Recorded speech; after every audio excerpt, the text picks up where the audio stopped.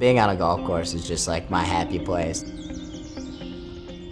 All I want to do when I wake up in the morning, I'm like, no matter what the weather is, I'm like, all right, I gotta get on the course today.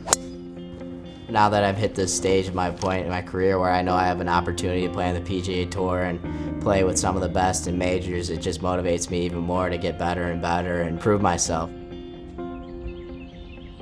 You're blessed when your favorite thing to do in life is also something that you have kind of a future in. James Piot, the U.S. Amateur champion here at Oakmont. Golf has played a huge role in my life. Other than family, it's been one of the most important things in my life. My biggest inspiration is my dad. I mean, he's always been the guy since day one who's just never let me make excuses and held me to pretty much the highest level accountability-wise to just let me be the person I want to be.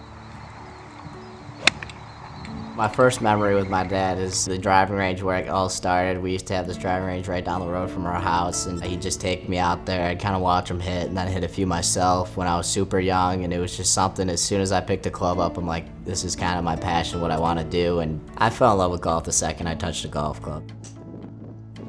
Growing up, I had my brother to always compete against every day at the course. Ever since I was 6 years old, pretty much, we would just battle back and forth on the course. It was cool, just the process of playing with him and my brother all the time and having that bonding moment to just be out there and want to beat each other, but at the same time having a great time growing up in that atmosphere.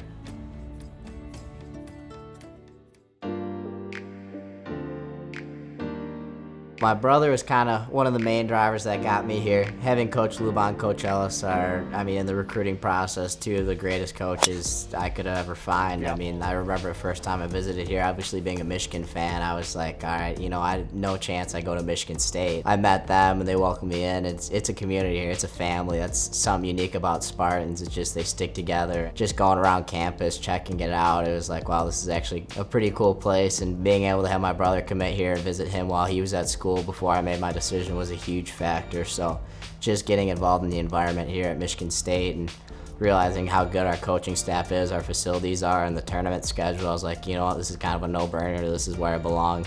You didn't have that swing when I met you. Describing James is all about relationships. He's a very external focused kid. He thrives off the energy of other humans, which is interesting in a sport like golf, right? Where we are so solitary.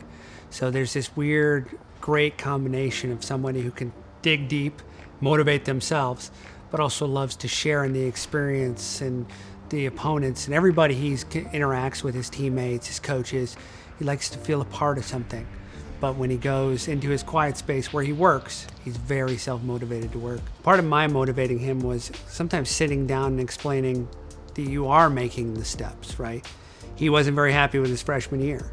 Well, at the end of the year, you got to sit back and say, you're a Big Ten freshman of the year. That's happened twice in this program's history. As he's gotten better, I remember we would always say to him when we get to an event, hey man, I think you're the best player in this field. It wasn't until he went to Oakmont for the U.S. Amateur that he repeated that line back to us. I think I'm the best player in this field. Dan Ellis, our associate head coach, was caddying. He's a really good caddy, one. He knows James's game inside and out. And their partnership was perfect because James is a green light guy. He likes to aim at every pin. He likes to play aggressively. Dan's a very cautious player. Those two blended into an incredible team. He was awesome, just kind of keeping it light. At the same time, when we had to focus, we were in the zone. Racer, 3 up! You heard it right there. 2-putt par, good enough for the 20-year-old. Walking off that 9th hole green, or 27th hole, I was like, you know what? He's not really beating me, I'm beating myself. It just felt like I was hitting a lot of uncharacteristic shots. I took a step off that 9th green, and I was like, this just isn't you, you're better than this. In my head, I set a goal. I want to be 4 under on this back 9, which at Oakmont, if you do that twice, that's the course record. So that's a pretty steep pace to chase. But I said, you know what, you're capable of this. Started getting it rolling on the 10th hole when I hit that shot to 5 feet. He's got this online.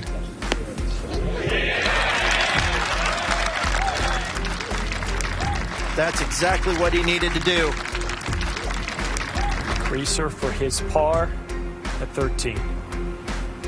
So James Piot has now won 4 consecutive holes and has a 1-up lead with 5 to go. What a turn of events.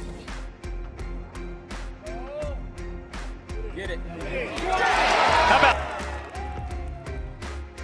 Just having that putt on the last hole, I made it, and then I was sitting there like, we're still gonna play one more hole, and he missed his putt, and I was like, oh my God, did this actually happen? I was sitting there in my head like, no way. James Piot, the U.S. Amateur Champion here at Oakmont.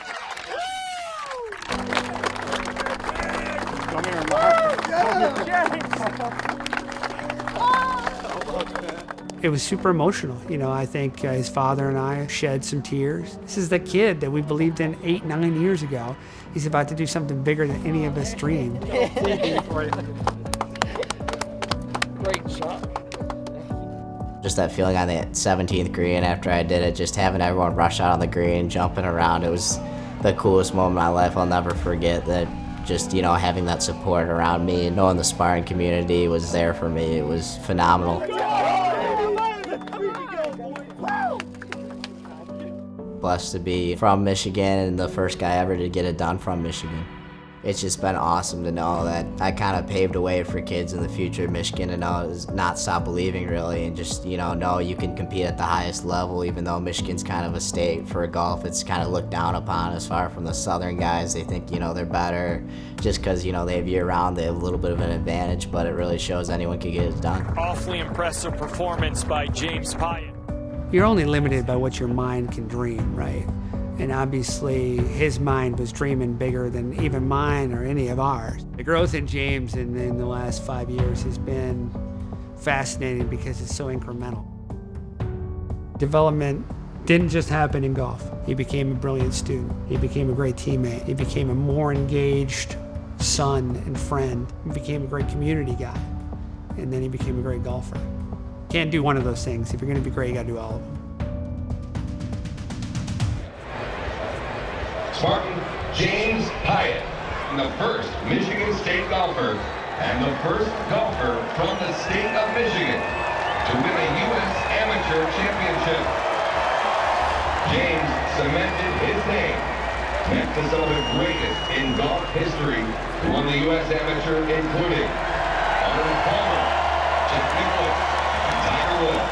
It just makes me feel like I've come a long way. Being that little kid who was there, just new to the game, and kind of just like, this is pretty cool, and thinking, I could go somewhere in this, to actually making it somewhere in this is a phenomenal feeling. It's been a journey, and it's been phenomenal just getting the support from the Spartan community. I love everything about East Lansing, and wish I had another 5 more years because it flies by.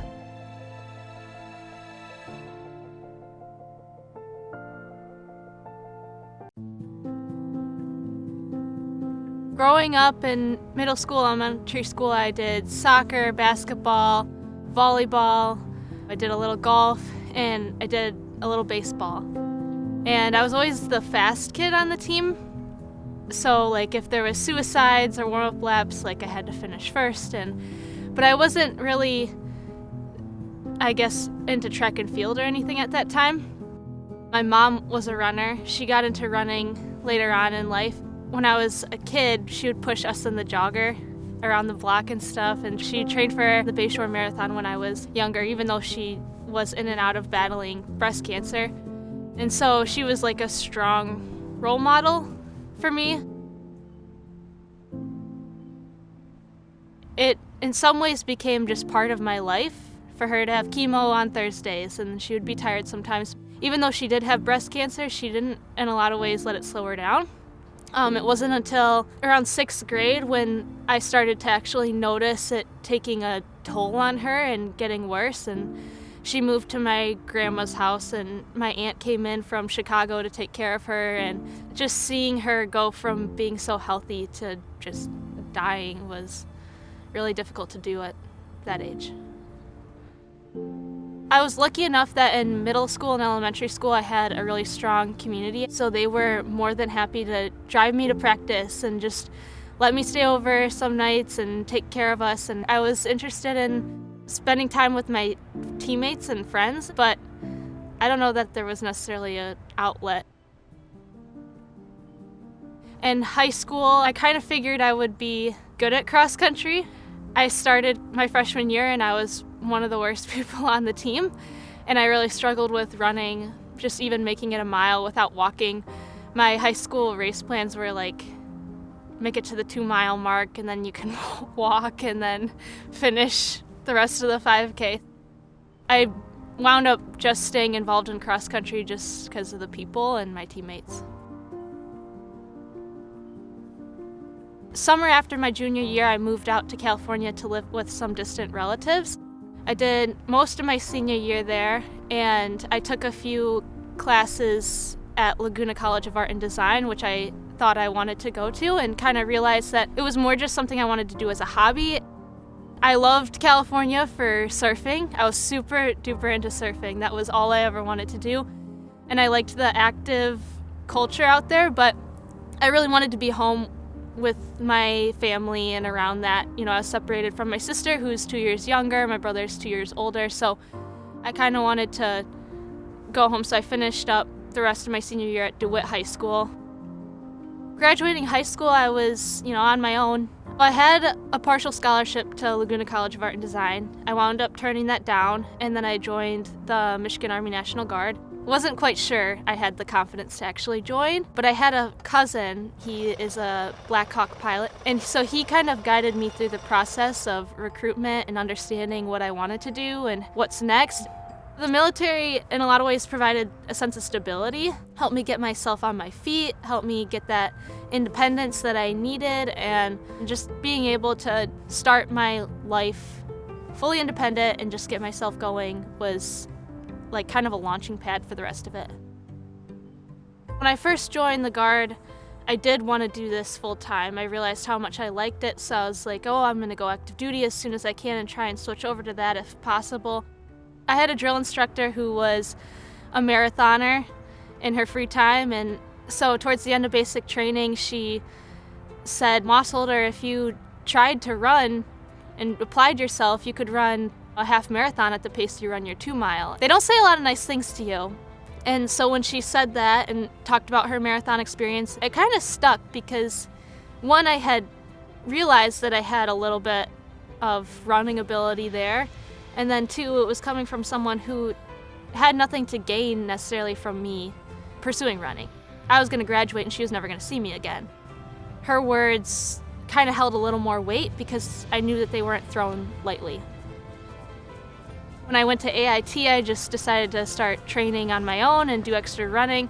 There was a trail on post, about a 1 to 2 mile loop, and I would just run it over and over again. And running was kind of like my time and space to just decompress a little bit in that environment.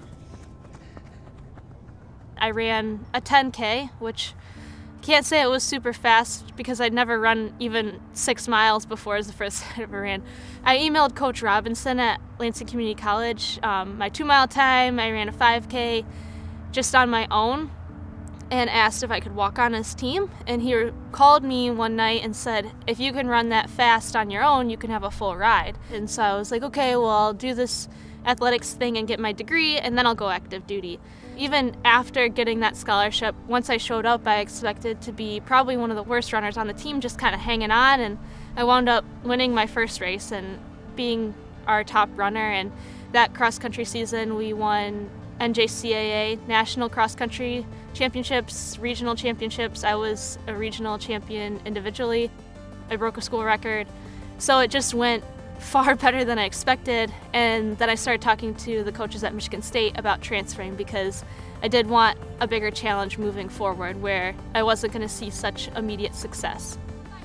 It's pretty rare for us to get someone who wasn't a runner in high school, whether it's cross country or in track and field. So she reached out to us and we were immediately interested. We've had athletes before from LCC come our way, and I think that year was really eye-opening for her to see that she could run not only at that level, but possibly beyond that level. It was a little intimidating. Everybody was really nice and welcoming, but I also knew that they were state champs in high school or really successful college runners, so I kind of had like this need to prove myself and wound up getting injured a lot. The summer after my junior year, I got consistent, got healthy, had a really good summer, and there was a deployment happening in October of that year. There was an issue with one of the other soldiers deploying, so I was tasked to take their spot. And I called my coaches and let them know, and I told them from the get-go that I intended on coming back and finishing up my career because I still had to finish my degree anyways, and so they were supportive from the start. When you sit back and think about what Casey's doing and where she's at in her life and where she's at in that moment, it was eye-opening for our staff and student athletes to know that Casey was doing something much bigger than what many of us have experienced at this point in our lives. Starting off as a freshman, I wasn't too close with her, so I didn't really know what that meant. Like, I was very shocked, you know, hearing she was flying across the world and she was not going to be here for a while. Even though it took a year away from my athletic career, I felt like without that experience, I wouldn't have had the success that I came back to have on the track because I learned so much. And physically, I was just consistent for a year, and that goes a long way with running. It's an incredible journey to think of where she started from as a high schooler to where she's come now, and I think just a testament to her will and who she is as a person, and it certainly has been inspiring for our entire team. She has gone through so much more than people our age do, and for her to show up and always have a smile, a bright face, and be willing to work, it's inspiring. It makes me want to show up every day and be a better athlete and just a better person. The military is what I was called to do and what I wanted to do. All my athletics in my college is an extra. What we do in the military allows people like me to go run cross country and go to college. I just have a lot of purpose in what I do overseas, and I know that I'm impacting a greater chain of events that can potentially save lives.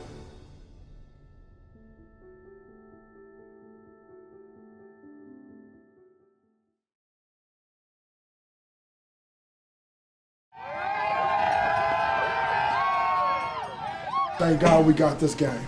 We got another opportunity. Okay? Another opportunity. We're not even close to being done. All we need is extreme effort, mental and physical toughness, physicality, and chalk. That's all we need. Okay? For 60 minutes. It's gonna be 15 rounds. Because we're gonna make it be that. Whether they want it to be that or not, it's gonna be that. All we're doing is chopping and hitting. We're gonna battle and build. Battle and build. Battle and build and chop. That's all we're gonna do. Let's go. It's the Spartans and the Maryland Terrapins here at Spartan Stadium in East Lansing. Spartans at their 48.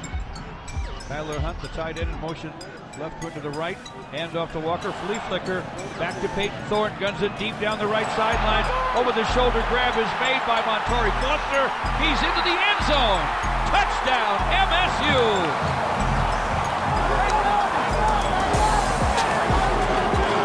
Walker is still looking to get loose for the first time. He sheds the first man and stiff arms his way with his first big run of the evening across the 35-yard line. Makes it 2nd and 7, facing pressure. Thorne floating, Lance Reed, perfectly thrown. Touchdown, Michigan State. Thorne to Reed again, this time from 29.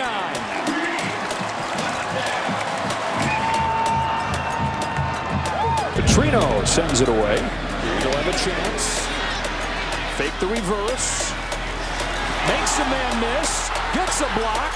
And gets a big return to the 41. 3rd and goal. 13th play of this drive for the Spartans.